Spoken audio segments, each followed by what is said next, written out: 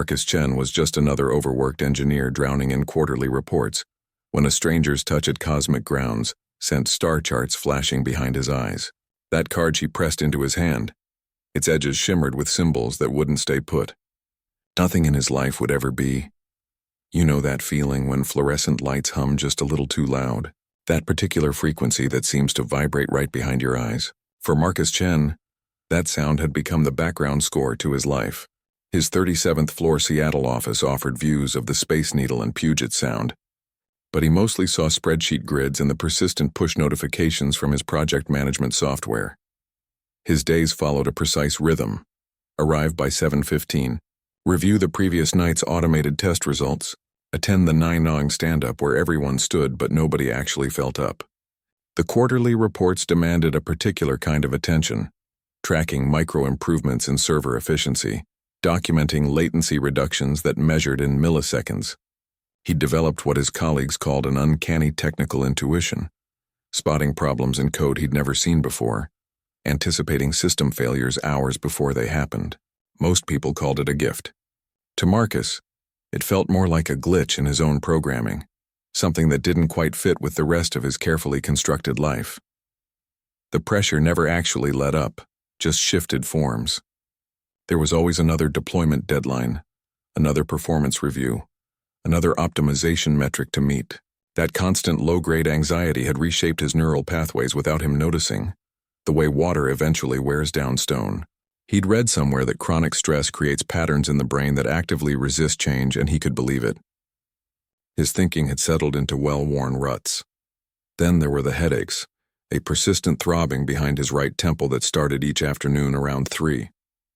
The doctors called them tension headaches, prescribed better posture and more water, but sometimes in that hazy space between sleep and waking he'd see things, complex star charts that felt strangely familiar. Architectural designs for structures that defied Earth's physics. He'd wake convinced he'd solved an engineering problem, only to find the solution slipping away like smoke. He dismissed them as misfiring synapses, the brain's random noise. The office buzz became his cage, but he'd built it himself without realizing. The ergonomic chair, the dual monitors, the certified quiet HVAC system, they were all parts of the enclosure. His mundane existence made perfect camouflage for whatever waited beneath the surface, something his conscious mind had walled off so completely, he didn't even suspect its presence. His entire life was a carefully constructed prison, though he'd been the one holding the keys without knowing what they locked away. The quarterly report deadline was 72 hours away, and everyone was stressing about margin percentages and scalability metrics. They didn't know their concerns were about to become irrelevant. The real accounting was about to begin. Coffee shops are supposed to be safe spaces, aren't they? Neutral ground where everyone minds their own business behind laptops and latte art. Marcus Chen had chosen Cosmic Grounds for its reliable Wi-Fi and decent dark roast, not cosmic revelation. He stood in line, feeling the familiar afternoon headache building behind his right temple, mentally rehearsing his order like it was a line of code that needed perfect syntax.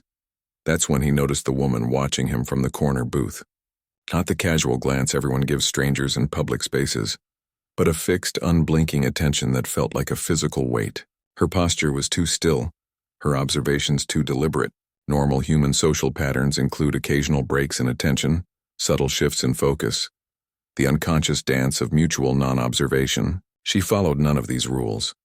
Her movements when she finally rose from her seat contained a fluid grace that Earth's gravity shouldn't allow, not like a dancer's trained elegance, but something more fundamental, as if she'd never quite learned to compensate for planetary pull because she'd never needed to.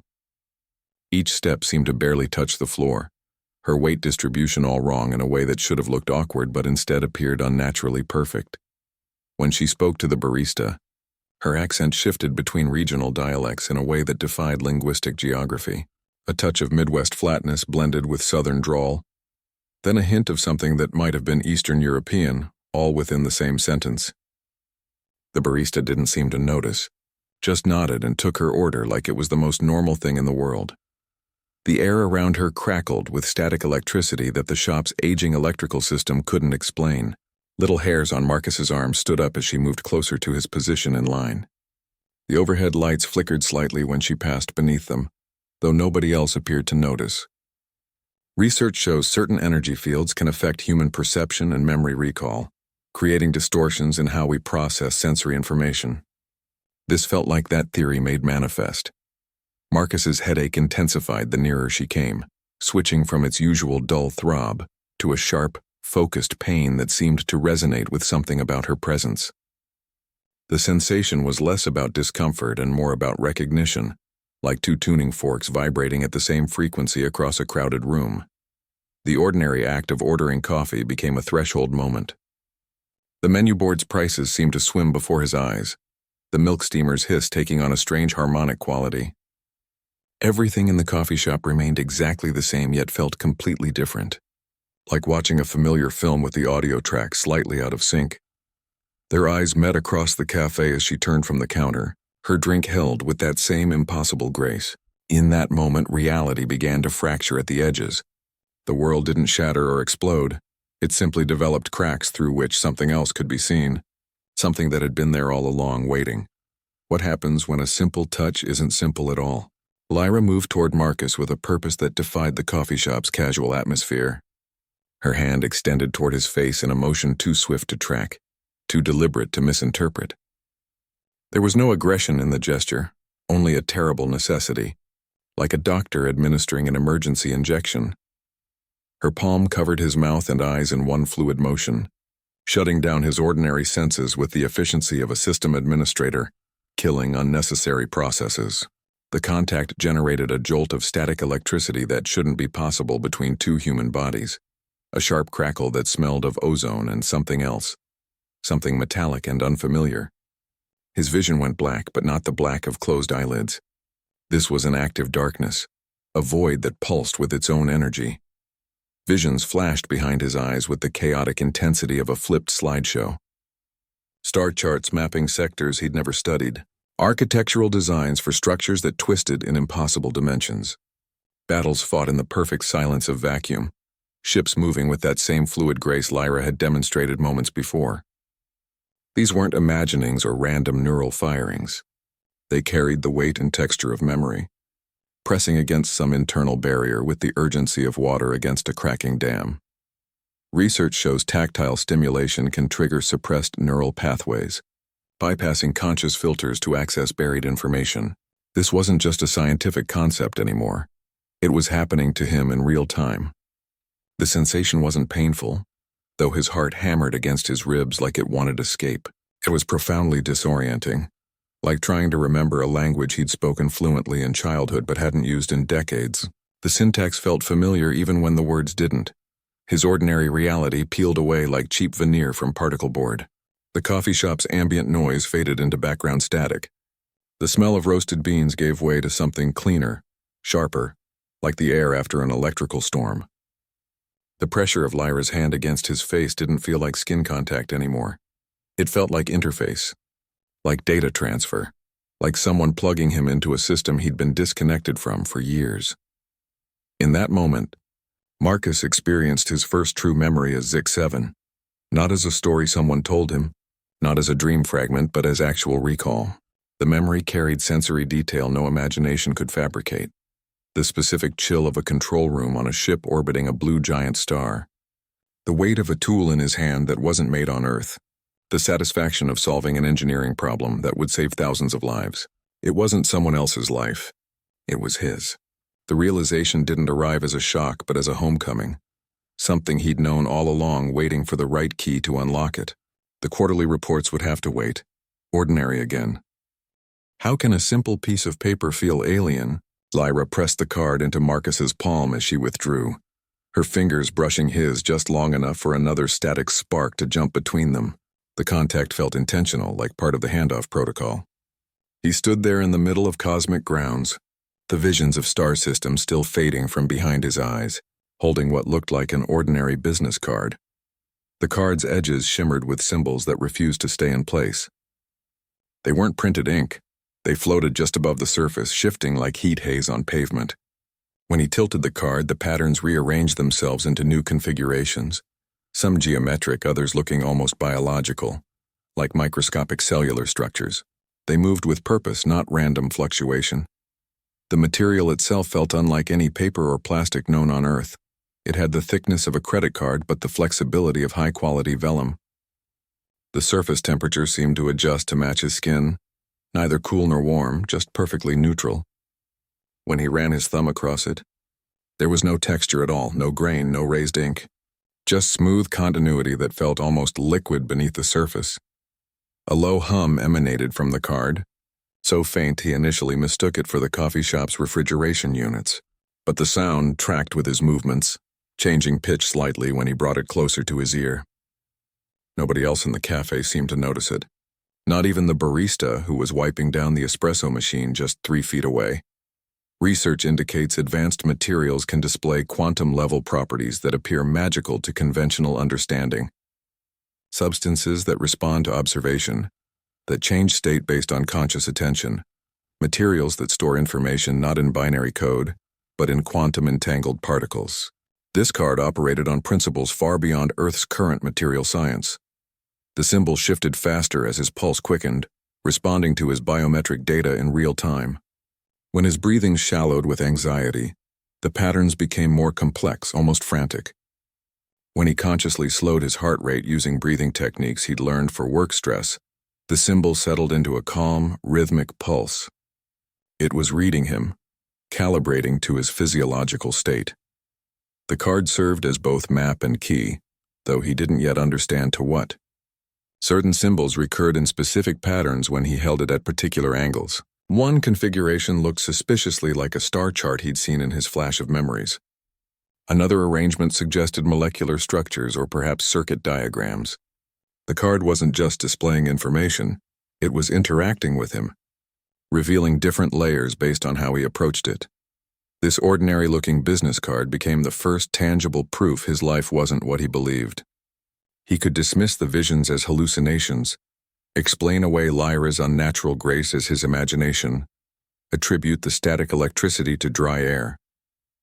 But he couldn't explain this object in his hand. It defied every material law he understood, responded to him in ways no Earth technology could achieve. The card hummed softly, waiting for him to understand what came next. What does it mean to discover you are never human? Lyra didn't soften the revelation. She stated it plainly across the small cafe table, her voice carrying the matter-of-fact tone of someone describing the weather. Marcus Chen wasn't born on Earth.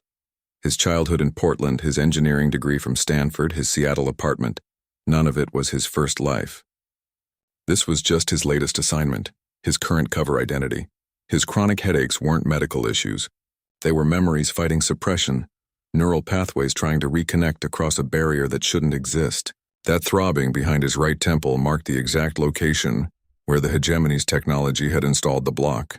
The pain intensified when he accessed knowledge that conflicted with his implanted identity, when his true abilities tried to surface through the artificial constraints. His technical intuition, that uncanny ability to spot system failures before they happened, wasn't some special gift. It was residual knowledge from his true identity bleeding through the suppression. The engineering solutions that seemed to arrive fully formed in his mind were actually memories of systems he'd designed and repaired across multiple star systems. His expertise with Earth technology was just the tip of an iceberg that stretched light years deep. Research shows how constructed identities can feel completely real to the subject. The human brain accepts implanted memories and false histories with the same neural validity as genuine experience. Marcus's entire life narrative, birth certificates, school records, family photos, were all part of the fabrication. The hegemony's suppression veil didn't just block memories. It created an entire false history, complete with documentary evidence and emotional resonance. His human existence was an artificial construction in a larger, interstellar conflict he knew nothing about. The quarterly reports, the performance reviews, the weekly team meetings, they were all part of an elaborate set dressing designed to keep him occupied, while his true capabilities remained dormant. Every relationship, every achievement, every disappointment had been carefully curated to maintain the illusion. Every aspect of his existence suddenly appeared as carefully placed fiction. His preference for black coffee wasn't a personal taste. It was programmed resistance to substances that might interfere with the suppression field. His aptitude for mathematics wasn't natural talent. It was muscle memory from calculating hyperspace trajectories. Even his chronic insomnia served a purpose, keeping his conscious mind fatigued enough not to question the inconsistencies. Marcus learned he was a sleeper agent, with a history scattered across star systems. His consciousness had inhabited multiple bodies, multiple roles, all designed to gather intelligence or perform specific missions against the hegemony. The card in his hand wasn't just a communication device. It was a manifest of his own fragmented existence, a record of lives lived and missions completed across centuries of interstellar conflict. The humming symbols represented not just locations, but pieces of himself waiting to be reclaimed. Who is the warrior beneath the office worker? Lyra's revelation arrived not as a dramatic pronouncement, but as simple fact. Marcus Chen was Zik-7. The name carried weight that went beyond syllables, resonating with something deep in his neural pathways. This wasn't just a name change or a codename assignment. It represented a complete paradigm shift, a fundamental restructuring of how he understood existence itself. Zik-7 was forged on Kepler 442b, a world with gravity 30% stronger than Earth's, and atmospheric pressure that would crush human lungs. His hybrid physiology allowed survival across multiple environments that would kill baseline humans within minutes. The training wasn't just military, it was environmental adaptation, psychological conditioning, and technical specialization woven together into a single survival strategy. He hadn't just lived on that world, he'd been engineered for it. He served as chief engineering specialist aboard the starship Harmony, maintaining and repairing hyperdrive systems that allowed travel between star systems. The work required understanding physics that Earth scientists hadn't discovered yet, working with materials that defied conventional material science, troubleshooting systems where a single miscalculation could strand a ship light years from the nearest habitable system. His Seattle engineering job had been playing with toys, compared to the systems he'd actually mastered. Research indicates hybrid beings might possess enhanced adaptive capabilities beyond those of either parent species. His human form was merely the current disguise, a biological suit tailored to blend in on Earth. His actual abilities weren't new acquisitions, they were merely suppressed, waiting for the right trigger to reactivate. The technical intuition, the rapid problem-solving, the ability to work under extreme pressure. These weren't talents he'd developed at Stanford. They were muscle memory from fixing warp drives during combat situations. The moral weight of his past actions as Zik-7 began surfacing through the suppression barrier. Memories carried emotional resonance that mere facts couldn't convey.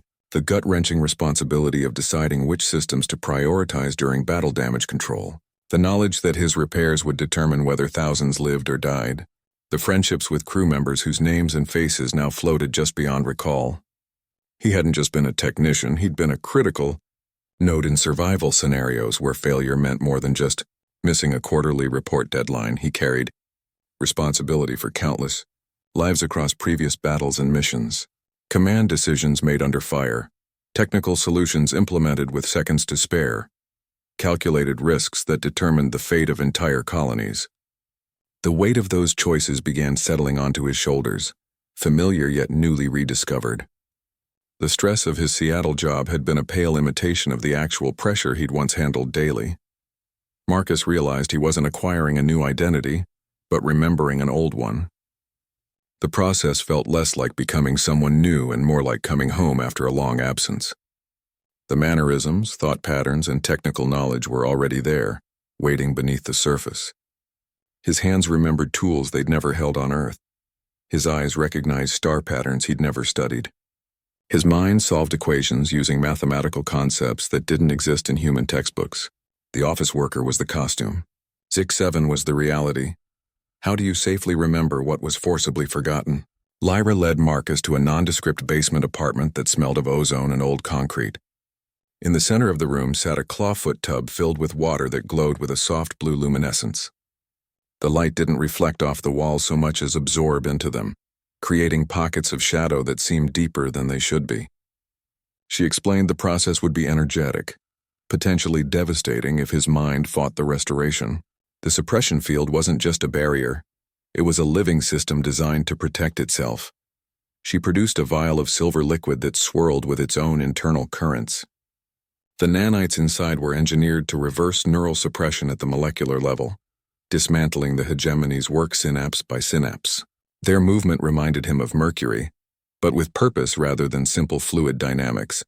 Each nanite contained programming to identify and dismantle specific memory blocks, while protecting essential cognitive functions. The technology represented an arms race he hadn't known he was part of. The suppressed consciousness wasn't lying dormant, waiting for release. Lyra described it as trying to claw its way free, like something trapped behind glass and pounding for attention. Research shows memory restoration can trigger intense physical and emotional responses, the brain protecting itself from what it perceives as invasion, even when that invasion is actually liberation. The body retains trauma at cellular level, and unlocking those memories means reliving the physiological responses that accompanied them. The ritual balanced technological intervention with ancient ceremony in ways that defied easy categorization. Lyra chanted in a language that made the air vibrate, while simultaneously monitoring biometric readings on a device that looked grown rather than manufactured. She adjusted the water's temperature using gestures that seemed to manipulate energy fields directly. The process blended science and something older, like performing surgery with ritual tools. Marcus experienced simultaneous memories as both Marcus Chen and Zix. 7. He felt the satisfaction of fixing a hyperdrive coolant leak while simultaneously worrying about his quarterly report deadline. The cognitive dissonance should have been overwhelming, but instead created a strange harmony, like hearing two related musical themes played together. His hands remembered the weight of tools that didn't exist on Earth, while his feet remembered the feel of his office's carpeting. The 16-year-old, on Kepler 442b, learning atmospheric compensation techniques merged with the 25-year-old, engineered troubleshooting server outages. The memories didn't crash together in conflict. They integrated like puzzle pieces, finding their matches. The adolescent anxiety about surviving acid storms blended with the adult stress of project deadlines, creating a new understanding of pressure and survival.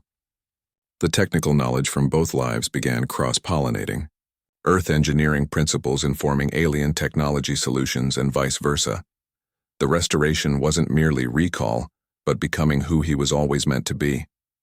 The process didn't add new information so much as remove artificial constraints. His brain began making connections that had been chemically blocked, recognizing patterns that had been electronically suppressed. The glow from the water faded as the nanites completed their work, leaving behind water that looked perfectly ordinary. Marcus rose from the tub not as two merged beings, but as one complete person who'd finally found all his pieces. What happens when remembering makes you a target?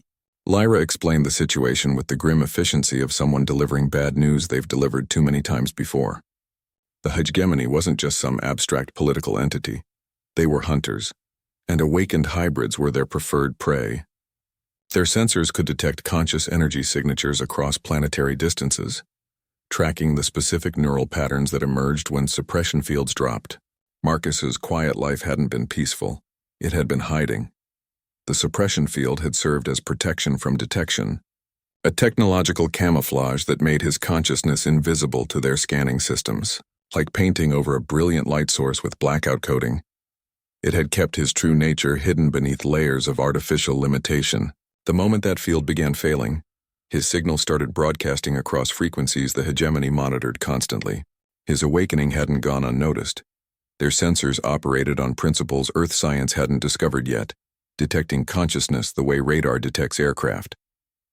The technology could distinguish between baseline human neural activity and hybrid awakening patterns across interstellar distances. The hegemony had been systematically eliminating sleeper agents for decades, treating them like malfunctioning equipment rather than living beings. Their approach was methodical, thorough, and entirely merciless. Research indicates advanced civilizations might develop consciousness detection technology, though Earth's current understanding remains theoretical. The hegemony had moved beyond theory into practical application centuries ago. Their sensors could pinpoint a newly awakened hybrid anywhere on a planet, tracking the specific energy signature of a consciousness breaking free from suppression. The technology didn't just detect location, it could assess threat level, capability potential, and even emotional state. Marcus's escalating headaches weren't just memory suppression fighting back. They were the physical manifestation of hegemony sensors scanning nearby, their detection fields interacting painfully with his struggling consciousness. Each throb behind his temple had marked another sweep of their surveillance systems, another close pass by hunters who didn't yet have a precise lock on his location. The pain had been warning he hadn't known how to interpret. 43 sleeper agents scattered across Earth were in immediate danger. The card's shifting runes now appeared as something entirely different, not just a memory trigger or communication device, but a tactical display showing imminent threats. The symbols arranged themselves into patterns that mapped hegemony movement vectors, detection sweeps, and likely attack timelines. What had seemed like abstract artistry now revealed itself as a battlefield schematic.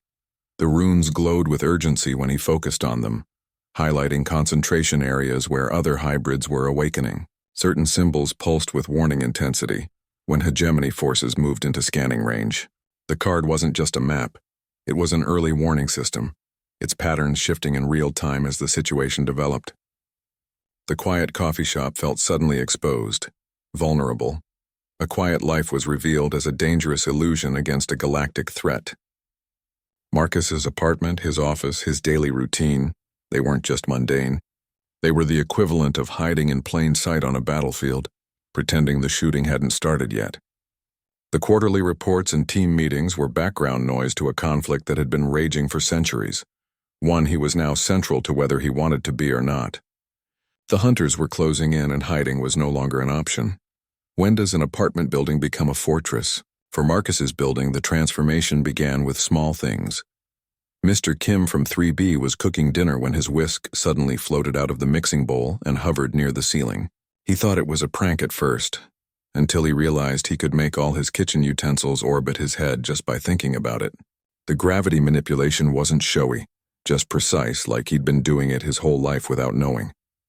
The frying pan drifted past his shoulder as he chopped vegetables, following simple hand gestures he didn't remember learning. Down in 2C, the Johnson twins' hamster started solving complex mazes in record time. The little rodent would pause at intersections, its nose twitching not at smells but at probability calculations only it could perceive. It began rearranging its bedding into geometric patterns that matched quantum computing models. The twins thought it was cute until the hamster started predicting their chess moves before they made them. Its problem-solving capabilities moved beyond animal intelligence into something approaching AI-level processing, all contained in a creature small enough to fit in a child's palm. Harold in 4A discovered the dimensional pocket while looking for his winter coats. The utility closet behind his water heater now opened into a space much larger than the building's physical dimensions should allow. The air inside smelled different, cleaner with a slight metallic tang. He could store items there that wouldn't fit through the doorway, retrieving them hours later exactly where he'd left them. The space seemed to respond to his intentions, shifting its organization based on what he needed to find. Research shows proximity effects in energy field and consciousness studies can trigger synchronized awakenings. Marcus's restoration had created a resonance field that activated dormant abilities in nearby hybrids. Their suppressed traits emerged not randomly but with purpose, each ability complementing the others in ways that suggested deep coordination. The building hummed with energy that wasn't on any electrical grid. Mrs. Patterson's building management took on strategic importance nobody could have predicted. Her maintenance schedule suddenly included calibrating gravity fields in the hallways and monitoring dimensional stability near Harold's apartment. Her tenant files now contained notes on hybrid capabilities alongside lease agreements and repair requests. She handled the transformations with the same practical efficiency she applied to leaky faucets and noisy neighbors. The building's tabby cat started providing tactical advice through gestures and focused staring that felt suspiciously like telepathy. It would block doorways when Harold was about to enter an unstable dimensional area, or bat at Mr. Kim's ankles when his gravity fields needed adjusting. Its input proved surprisingly accurate, guiding them through situations none of them understood. The cat seemed to perceive threats and opportunities hidden from human senses. A mundane Seattle apartment building became a multi-species outpost. The change happened gradually then all at once, like ice cracking under steady pressure. The residents didn't become different people. They became more themselves than they'd ever been allowed to be. The building's ordinary brick exterior concealed a growing network of interconnected abilities, a community waking up to its own hidden nature. They weren't just neighbors anymore. They were something else entirely. How can a rental agreement become a battle plan? Mrs. Patterson gathered the tenants in the lobby, her usual maintenance update binder looking suddenly inadequate. She'd discovered Section 43B while reviewing lease documents, a clause none of them remembered signing. The paragraph acknowledged the building might serve as a staging area for cosmic conflicts, written in the same dry legal language that covered pet policies and parking regulations.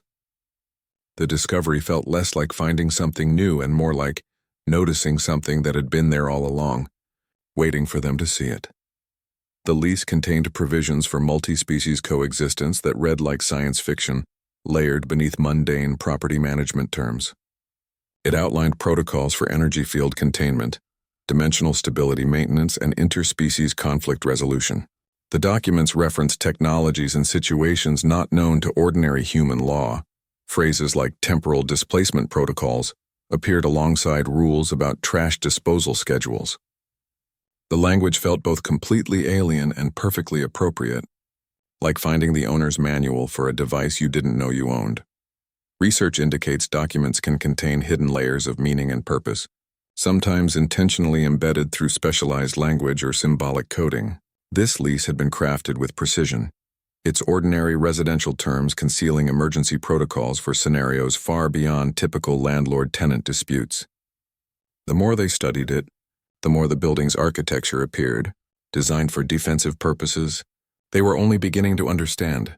The cinder block walls suddenly revealed reinforcement patterns that matched energy dissipation models. The building's asymmetrical layout made sense when viewed as defensive positioning rather than architectural whimsy. Fire escape routes aligned perfectly with emergency evacuation protocols for radiation leaks or atmospheric breaches. The rooftop access door had locking mechanisms that could seal against vacuum conditions. Ordinary spaces transformed into strategic positions under threat assessment. The laundry room became a decontamination area, the community garden an emergency food source, the basement a fortified shelter. The lease became their operational manifesto and rule of engagement. Section 43B outlined engagement protocols, rules for technological disclosure, and emergency mobilization procedures. It specified tenant responsibilities during extraordinary circumstances. With the same clarity it applied to snow removal duties. The document provided legal framework for actions that would otherwise violate countless laws, creating a bubble of authorized extraordinary activity within ordinary civilian infrastructure. Their mundane residential agreement became their declaration of interstellar war. The discovery shifted their perspective from reactive defense to organized resistance. The lease gave them structure, authority, and surprisingly clear instructions for scenarios nobody could have imagined when they'd signed their names on the dotted line. The security deposit clause took on new meaning when applied to potential dimensional rift containment. The quiet bureaucratic language of property management now outlined survival strategies for cosmic conflict, all properly notarized and filed with county records. The building wasn't just their home anymore. It was their legally recognized fortress. How do ordinary people defend a planet? The answer began taking shape not in military command centers but in a trailer park outside Mobile, Alabama. Marcus patched together a makeshift defense grid using repurposed mobile homes. Their satellite dishes now aligned to detect hegemony energy signatures instead of broadcasting television signals.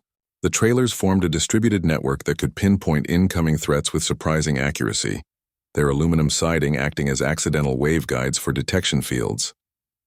Each unit communicated with the others through modified Wi-Fi routers running algorithms that sorted cosmic static from potential attacks. Earth lacked formal interstellar defense capabilities, but it possessed something potentially more valuable: a planetary-scale network of everyday infrastructure waiting to be reimagined. In Columbus, Ohio, library systems morphed into tactical networks without anyone realizing it. Books began reorganizing themselves on shelves according to strategic value rather than Dewey Decimal numbers. Military history sections drifted toward engineering manuals. Cryptography texts nestled against psychology studies, all arranged in patterns that helped librarians spot connections they'd previously missed. The public access computers started running background calculations that contributed to threat assessment models. Their processing power pooled. Through systems nobody had programmed, Detroit's shipyards began producing vessels that looked like standard freighters but contained design elements compatible with hybrid technologies. Welders found themselves instinctively adding reinforcement patterns that matched stress distribution models for atmospheric re-entry. Engineers incorporated cooling systems that could handle energy outputs far beyond anything required for ocean travel. The workers assumed they were implementing efficiency improvements, not realizing they were building the foundation for space-worthy craft using hybrid intuitive engineering. Research shows how distributed networks can outperform centralized systems through resilience and adaptability. This principle scaled from Marcus's mobile home array to global infrastructure. Portland's aquarium became an unexpected communications hub when marine biologists noticed their whales were responding to hegemony transmission frequencies. The orcas and humpbacks began swimming in precise formations that mapped to detection patterns, their songs containing data packets that helped triangulate incoming threats. The aquarium staff set up hydrophones that translated these patterns into usable intelligence, creating a sonar-based early warning system. Gravity-manipulating utensils from Mr. Kim's kitchen became calibration tools for navigation systems. The Johnson twins' hamster-powered AI proved surprisingly effective at predicting hegemony movement patterns, its tiny wheel now connected to analysis software that processed interstellar tactical data. Harold's dimensional pockets served as secure storage for sensitive materials, their extraspatial properties providing perfect containment for hazardous energies. These weren't weapons in the traditional sense. They were tools repurposed with imagination rather than military doctrine. The effort spread through grassroots connections rather than top-down command. Farmers aligned irrigation systems to create energy dissipation fields. Amateur radio operators began monitoring strange frequencies and sharing findings through online forums. Urban planners noticed that certain city layouts naturally dampened detection signals and started adjusting development proposals accordingly. The defense grew organically, adapting to local conditions and available resources. Planetary defense became a shared social project rather than military operation. People contributed what they could: technical skills, community organizing, even just keeping watch and reporting unusual events. The approach lacked centralized control but gained strength through diversity and local knowledge. Communities developed their own variations on defense strategies, sharing successful approaches through informal networks. The protection of Earth became something everyone could participate in, from professional engineers to amateur astronomers to librarians noticing unusual book migrations. The scale of the threat met the scale of human creativity, and for the moment, creativity was holding its own. When does defense become something more than protection? Marcus stood before the improvised command center in Mrs. Patterson's basement, looking at the map glowing on the wall. It showed Earth wrapped in a shimmering network of connections, library systems, mobile home arrays, whale songs, all linked together. He declared Phase 1 complete with a quiet certainty that carried more weight than any dramatic announcement. The initial defensive measures were in place. Now came Phase 2. The goal shifted from mere defense to making Earth itself a fortress. Not through weapons or shields in the traditional sense, but through integration.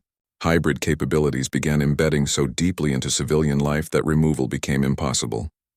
Gravity manipulation techniques found their way into construction and manufacturing, making buildings more stable and materials lighter. Dimensional storage principles revolutionized logistics and shipping. The hamster's AI algorithms started optimizing traffic flow and energy distribution in cities. These weren't military applications. They were improvements to daily living that just happened to make the planet harder to attack. The hegemony couldn't eradicate them without destroying Earth's social fabric. Their technologies had woven themselves into agriculture, medicine, communication, and infrastructure. Attacking hybrid capabilities would mean disrupting food supplies, medical systems, transportation networks. The defense strategy became symbiotic. Protecting Earth meant protecting the improvements, and protecting the improvements meant protecting Earth. The two became inextricably linked. Research indicates how cultural integration can become a defensive strategy. The more something benefits daily life, the more defended it becomes through sheer utility. People protect what improves their existence. The hybrid technologies provided tangible benefits that made them worth defending on their own merits, separate from any galactic conflict. Farmers protected the gravity field generators that made irrigation more efficient. Cities maintained the communication networks that used whale song frequencies because they provided better emergency alert systems. The defense became organic, distributed, and self-sustaining. Sleeper agents reached each other through an improvised quantum network that used existing internet infrastructure with modified routing protocols. They shared knowledge, coordinated responses, and provided support without centralized control. The network grew through word of mouth, shared discoveries, and accidental connections that turned out to be anything but accidental. They found each other in online forums about unusual weather patterns, in community groups discussing improved crop yields, in technical support channels for strangely behaving appliances. Ms. Patterson's apartment building transformed into a defensible citadel that served as both example and laboratory. The gravity manipulation fields became more precise, creating zones where incoming projectiles would simply stop moving. The dimensional pockets expanded into secure meeting spaces and emergency shelters. The building's infrastructure adapted to channel and amplify hybrid abilities, turning ordinary materials into defensive assets. What worked in one building could be scaled to entire neighborhoods, then cities, then regions. The transformation showcased warfare redefined through creativity and solidarity. This wasn't about meeting force with greater force. It was about making conflict irrelevant through integration, about building something too valuable to destroy, too interconnected to remove. The defense became a collaborative project that improved lives while protecting them, that created value while securing it. Defense becomes not about protection, but about creating something worth defending. The shift changed everything. People weren't just protecting their lives anymore. They were protecting improvements to those lives, connections between those lives, possibilities for those lives. The strategy made Earth stronger not through fortification but through enhancement, not through exclusion but through inclusion. The planet was becoming something new, something that hadn't existed before, and that newness itself became its best defense. How do you turn hunters into guests? Marcus initiated contact through a frequency the card revealed, a channel used for emergency diplomatic protocols rather than military communication. The transmission didn't go to military command but directly to the hegemony vessel's cultural liaison officer, bypassing traditional chain of command. The message contained no threats, no demands, no declarations of victory. Instead, it held an invitation, not for soldiers or commanders, but for diplomats, scientists, sociologists, and ordinary citizens who might want to see what Earth had become. The traditional victory by battle scenario was rejected outright. Marcus had seen enough warfare across his multiple lives to know that military victories often created resentments that bloomed into new conflicts generations later. He proposed something different: mutual observation, cultural exchange, and shared problem-solving. The invitation emphasized learning rather than submission, curiosity rather than conquest. It represented a philosophical shift in how conflicts might be resolved between civilizations with radically different perspectives. Research shows diplomatic approaches can succeed where military ones fail, particularly when parties find shared interests beyond the immediate conflict. Earth's transformation had created numerous such opportunities: environmental restoration techniques, energy distribution systems, medical advances developed through hybrid human collaboration. These weren't weapons to be surrendered but knowledge to be shared, benefits that could improve lives across multiple worlds. The planet became a beacon of cooperation rather than a battlefield. Cities that had integrated hybrid technologies demonstrated how different beings could collaborate without sacrificing their identities. The improvements to infrastructure, medicine, and communication served as living proof that coexistence created value rather than conflict. The defense strategy had accidentally created a model for interstellar relations based on mutual benefit rather than domination.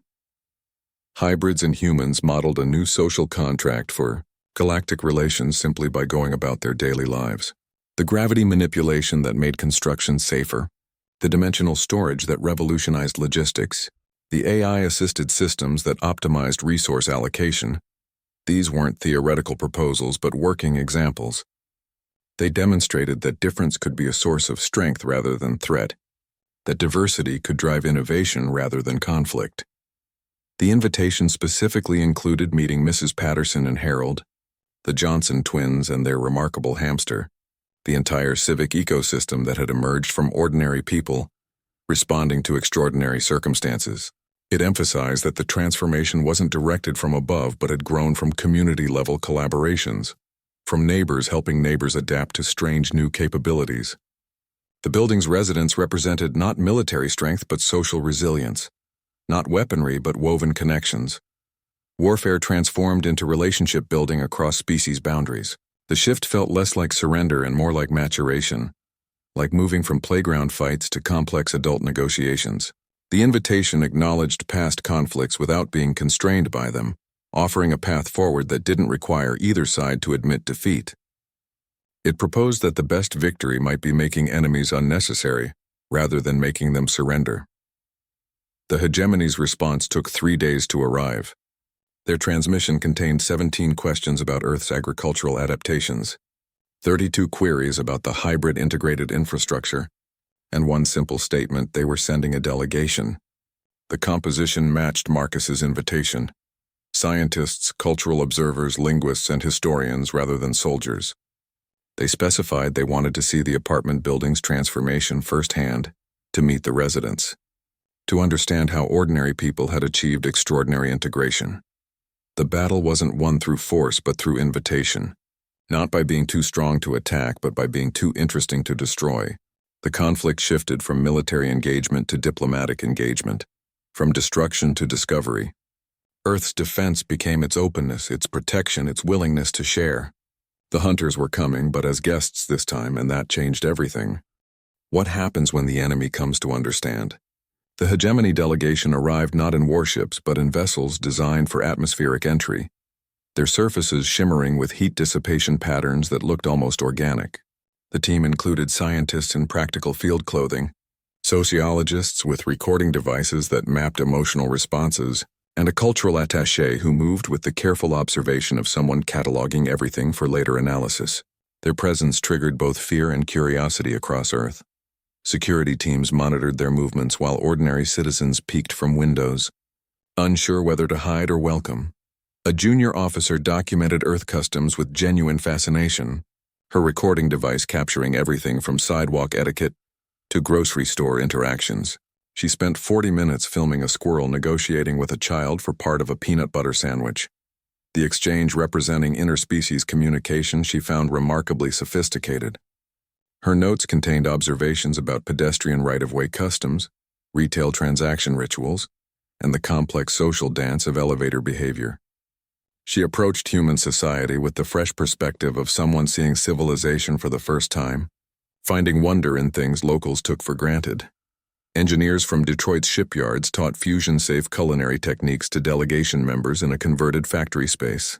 They demonstrated how to contain plasma-level heat within ordinary-looking cooking surfaces, how to adjust atmospheric conditions for perfect searing without combustion, how to use magnetic fields for precision ingredient manipulation. The hegemony cooks adapted quickly, their movements becoming more fluid as they incorporated the new methods. Soon they were preparing dishes that blended Earth ingredients with cooking techniques from their homeworld, creating fusion cuisine in the most literal sense. Research indicates cultural exchange can dissolve prejudice and fear by replacing abstract threats with specific, relatable experiences. The theory proved itself as delegation members shared meals with construction workers, compared child-rearing practices with parents, and discussed art with museum curators. The hegemony's strict hierarchical communication patterns began softening as they experienced Earth's more informal social structures. Their body language shifted from defensive rigidity to curious engagement.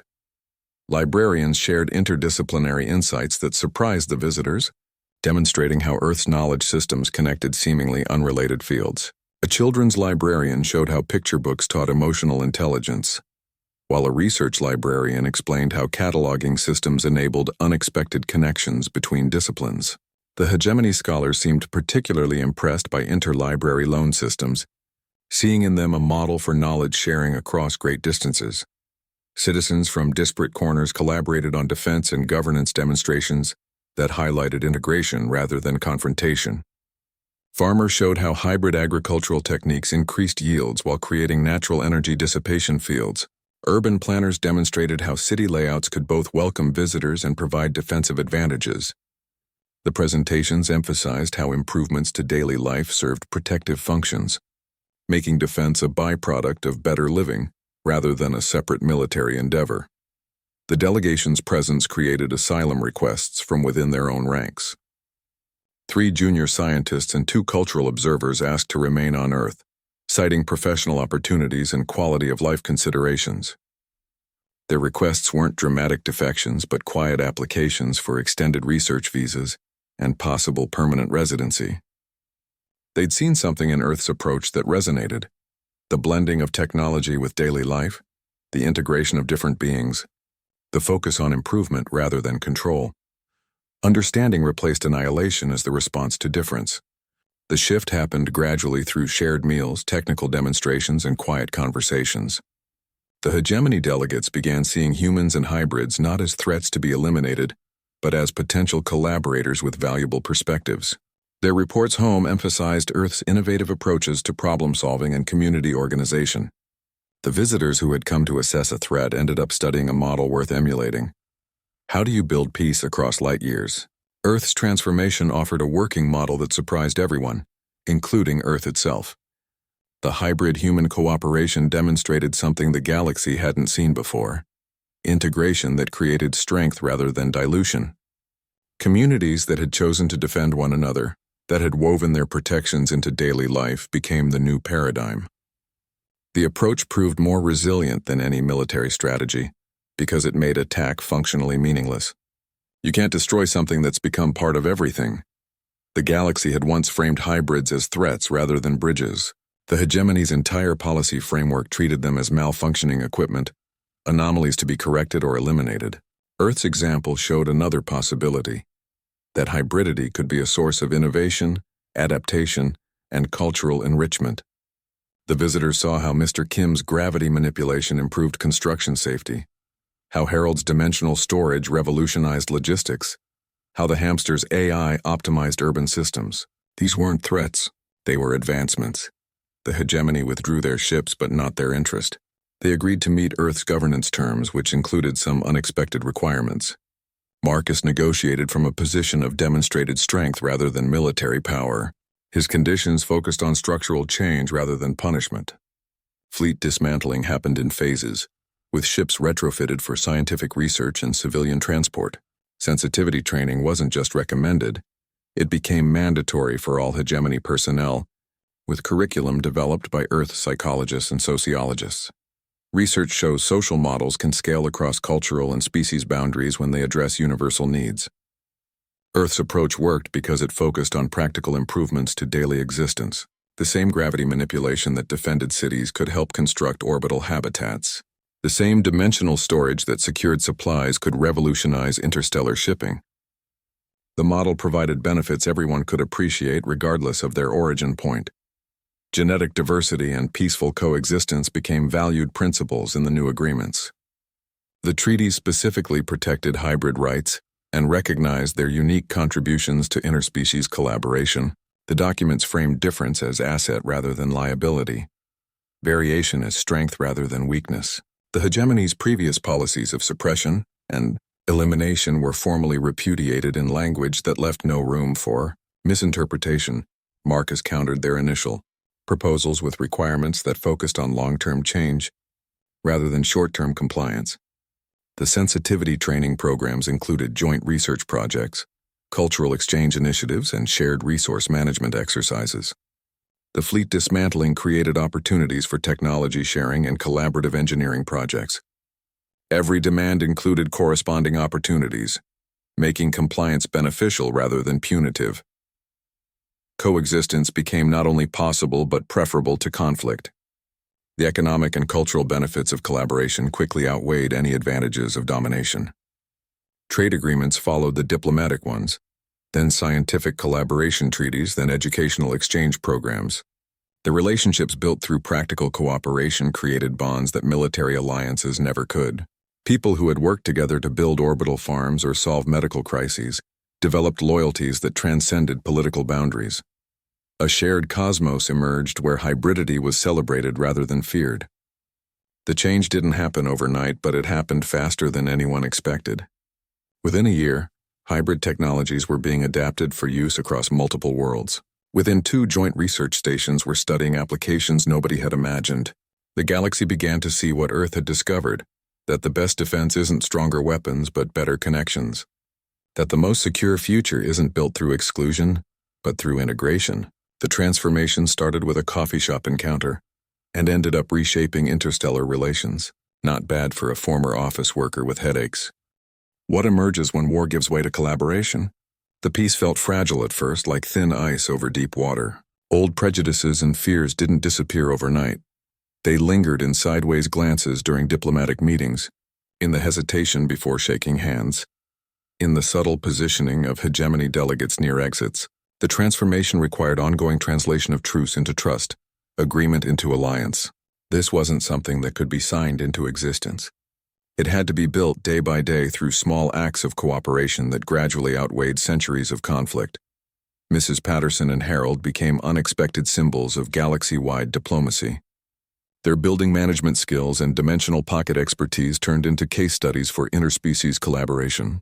They found themselves consulting on orbital habitat design, advising on multi-species community planning, and demonstrating how ordinary infrastructure could adapt to extraordinary needs. Their practical, no-nonsense approach to problem-solving resonated across cultural boundaries. They became living proof that you didn't need fancy titles or special training to build bridges between worlds, just common sense and willingness to work with what you had. Seattle, Columbus, Detroit, and beyond formed a planetary federation that operated alongside existing governments.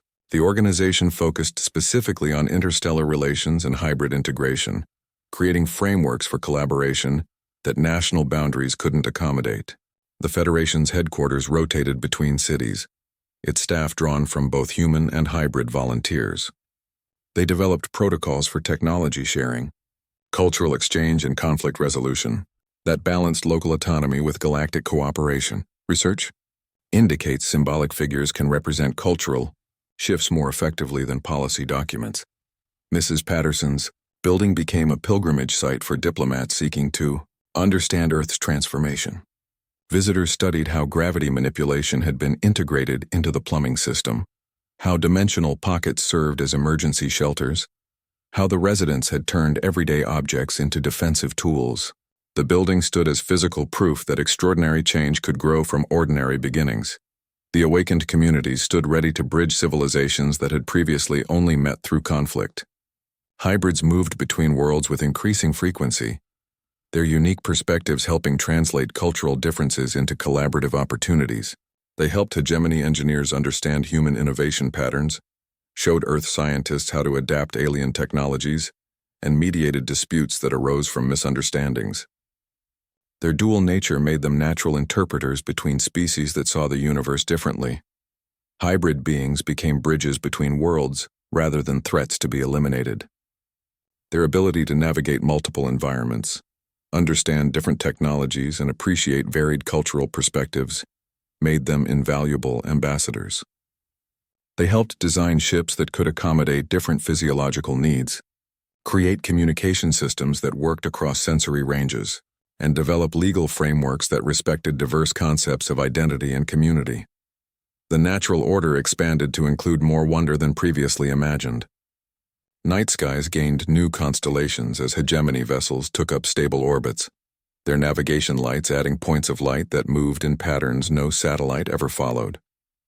Children learned hybrid games in schoolyards, their rules incorporating gravity manipulation and dimensional concepts. Restaurants served dishes that blended ingredients from multiple worlds, creating flavors that hadn't existed before.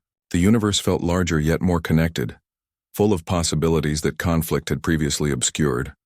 A galaxy where difference invites curiosity rather than destruction began taking shape. The change manifested in small ways.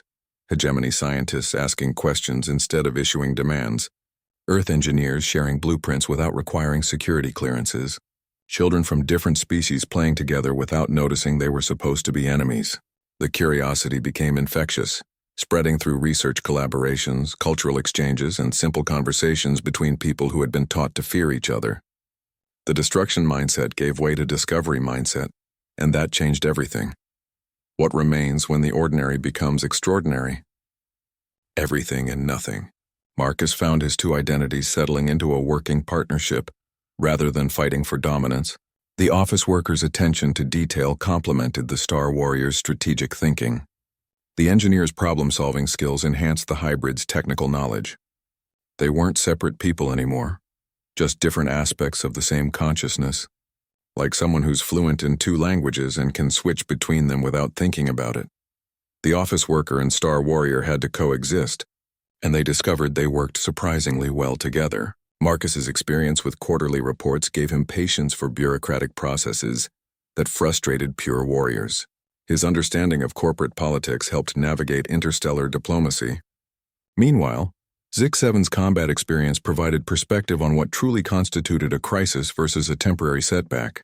The fusion created someone who could negotiate peace treaties, while still remembering to file the required paperwork. His technical skills from Earth engineering merged with hybrid abilities in ways that created entirely new approaches. He could troubleshoot a hyperdrive malfunction using both standard diagnostic procedures and instinctive understanding of quantum mechanics. His spreadsheet expertise helped organize defense networks with efficiency that pure warriors hadn't considered possible. The combination proved more effective than either skill set alone, like using both calculus and intuition to solve complex problems. The chronic headaches that had plagued his Seattle existence ceased completely. In their place came a clear cosmic awareness that felt like suddenly remembering you need glasses. The constant background static of suppressed memories stopped, replaced by quiet certainty about his place in the universe. He could access knowledge from multiple lifetimes without confusion, sorting through engineering solutions from different civilizations with the ease of someone choosing tools from a well-organized workshop. Research shows integrated, multiple identities can create stronger whole persons rather than fractured ones. The combination of Marcus's human experiences and Zix-7's hybrid capabilities produced someone with broader perspective and greater adaptability. His Earth upbringing provided emotional context that pure warriors often lacked, while his hybrid nature gave him technical abilities beyond human limits. The integration made him more effective in both roles, not less. His relationship with Lyra evolved beyond herald to partner. She stopped being the person who revealed his truth and became the person who helped him live it. They worked together on integrating hybrid technologies into Earth systems, her knowledge of galactic science complementing his understanding of human infrastructure. The dynamic shifted from teacher-student to colleagues who respected each other's expertise, then to something warmer and more personal. The quarterly reports were replaced by interstellar communications, but the skills transferred better than he'd expected. Tracking resource allocation across star systems wasn't fundamentally different from managing departmental budgets, just with more zeros and stranger currency. His experience with project timelines helped coordinate efforts across multiple planets with different day lengths and seasonal cycles. The pressure remained, but now it felt purposeful rather than pointless. He found meaning in his previously pressure cooker existence by applying those same skills to larger problems. The ability to work under deadline pressure served him well during diplomatic crises. His talent for explaining complex technical concepts to management helped bridge understanding between species with different cognitive patterns. The stress tolerance he'd developed in corporate America proved invaluable when negotiating with hegemony commanders. The most ordinary lives can contain the most extraordinary potentials. Marcus's years of seemingly mundane work had actually been preparing him for something far larger than quarterly reports. His attention to detail, ability to work under pressure, and talent for collaboration became assets on an interstellar scale. The office worker hadn't been replaced by the Star Warrior. He'd been the foundation the warrior needed to become something new. The ordinary hadn't been destroyed by the extraordinary. It had become its framework. How does one person's transformation change a world? The other 42 sleeper agents continued awakening across Earth, their emergence patterns reflecting the incredible diversity of human experience. No two awakenings followed the same path, yet each contributed something unique to the growing network of integrated consciousness. In Buenos Aires, a furniture restorer began seeing molecular structures in wood grain, her hands instinctively repairing objects at the atomic level. A Tokyo video game developer started coding with algorithms that predicted real-world probability events. A Canadian farmer found he could communicate with crop blights and negotiate territories with invasive species. Each awakening reflected its environment and circumstances, the suppression lifting in ways that made local sense before making galactic sense. Some agents awakened through art, their creative processes triggering neural pathways that bypassed the hegemony's blocks. A sculptor in Prague began working with materials that changed state based on emotional resonance.